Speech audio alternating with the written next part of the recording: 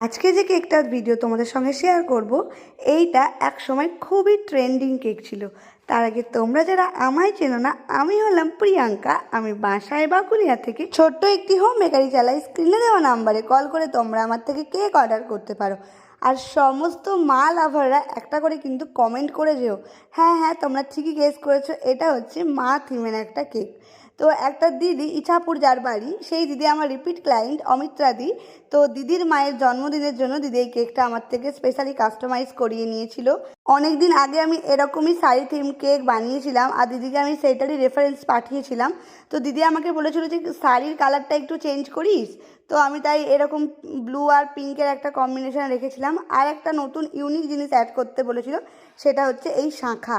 তোমরা সবাই জানো শাঁখা ফলা ফন্ডেন্টেড হলে বেশি রিয়েলিস্টিক লাগে, কিন্তু আমি যেহেতু ফন্ডেন্ট এখনও ব্যবহার করি না, বা আমাদের গ্রামের দিকে অতটা ফন্ডেন্ট অতটা চলে না, তাই আমি এটা ক্রিম দিয়েই বানিয়ে দিয়েছিলাম শাঁখা আর পলা। আর এখানে মা লিখে দিয়েছিলাম আর একটা হার বানিয়ে দিয়েছিলাম। খুবই সুন্দর লাগছিল কেকটা সামনে থেকে দেখতে।